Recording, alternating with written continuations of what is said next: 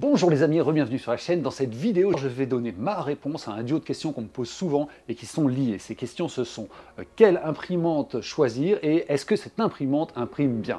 Ce sont des questions qui vont un peu de pair. Ensuite, je vais évoquer rapidement la réorientation de la chaîne, qui est déjà connue par ceux qui reçoivent mes emails, mais je vais aussi m'adresser aux autres, à tous les auditeurs de la chaîne, présents ou à venir. Allez, c'est parti pour le premier point. Je reçois fréquemment des demandes du type « Renaud, je voudrais m'acheter une imprimante 3D, j'envisage d'acheter l'imprimante Trucmuche.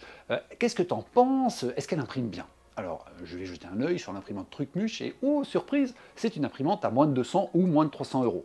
Alors, soyons clairs, à 200 euros, vous en avez pour 200 euros. Ça veut dire quoi? Ça veut dire que l'apprentissage, ce sera à vous de le faire, le contrôle de qualité, ce sera en partie à vous de le faire, les réglages éventuels, ce sera en partie à vous de le faire, le SAV, ce sera partiellement à vous de le faire, le paramétrage du logiciel, ce sera en partie à vous de le faire, etc. Est-ce que ça veut dire que c'est une mauvaise idée d'acheter une imprimante 3D low cost? Non. D'ailleurs, j'en ai plusieurs. Ça veut juste dire qu'il faut être conscient de ce que ça implique, du temps que ça va vous demander et des aléas que vous pouvez rencontrer. Parce que dans l'ensemble, toutes les imprimantes actuelles, sur le papier, elles sont à même d'imprimer correctement. Sauf si vraiment vous prenez une imprimante jouet à moins de 100 euros. Mais si vous prenez une imprimante standard, même low cost, sur le papier, ça peut bien imprimer. Par contre, une fois qu'on passe du papier à la réalité, ce qui va faire la différence, c'est la qualité de réalisation, donc le contrôle qualité par le fabricant, la documentation d'utilisation et d'entretien, le logiciel d'impression et les paramétrages fournis, le service après-vente et enfin et surtout la compétence de l'utilisateur. Or, la compétence d'un utilisateur débutant, elle est de 0. Donc, tous les points importants pour lui, ça sera ceux que j'ai cités juste avant. Or, si on veut un contrôle qualité bien fait en amont, une documentation détaillée, un slicer bien préconfiguré et un SAV réactif et accessible, tout ça à un bon niveau, un niveau sérieux, eh bien, il faudra acheter une machine fabriquée en Europe.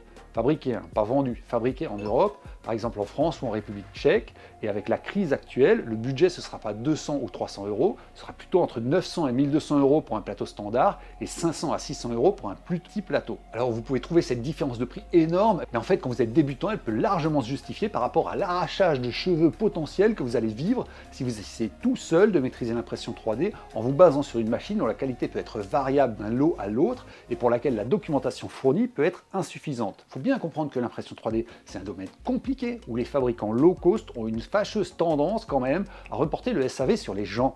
Et ça, c'est quelque chose que vous ne changerez pas. C'est le deal du low cost en quelque sorte. Vous achetez low cost, le SAV, c'est pour votre pomme. Donc, la réponse à la question Renaud, est-ce qu'une imprimante 3D à 200 ou 300 euros est bien pour moi? Est-ce qu'elle imprime bien? Ça n'a pas de réponse simple en fait. Parce que ça dépend de votre compétence préalable et de votre motivation et de votre pugnacité et éventuellement aussi de votre entourage. Si vous êtes tout seul isolé ou si vous avez des potes qui maîtrisent déjà et qui sont prêts à passer du temps pour vous accompagner, c'est pas du tout pareil. Si vous êtes isolé, attention, les fabricants low cost, ils mettent visiblement peu d'argent dans le support client. Ne comptez pas sur eux pour vous apprendre à vous servir de cette machine. Donc encore une fois, il n'y a pas de réponse binaire aux questions que j'ai évoquées, il y a des réponses nuancées en fonction de chacun.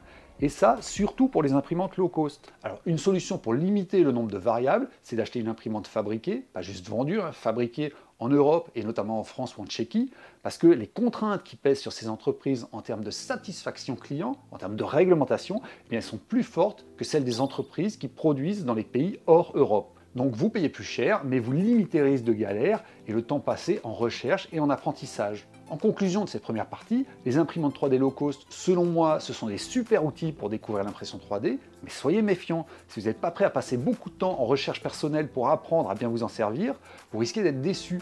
Le prix ne doit pas être votre seul critère de décision. Passons au deuxième point que j'avais évoqué dans l'introduction et qui est l'orientation à venir de la chaîne.